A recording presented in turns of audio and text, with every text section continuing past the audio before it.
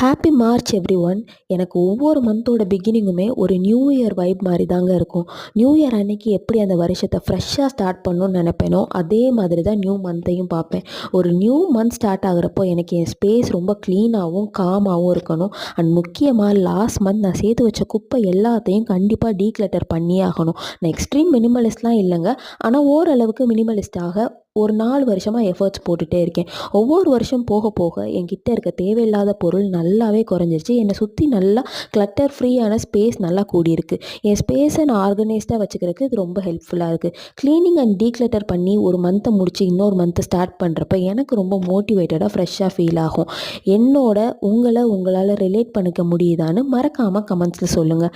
இந்த மந்த் உங்களுக்கு ரொம்ப சூப்பராக ப்ரொடக்டிவாக ஹெல்த்தியாக இருக்கணும்னு நான் மேனிஃபெஸ்ட் பண்ணுறேன். நாளைக்கு பார்க்கலாம். பாய். Happy March.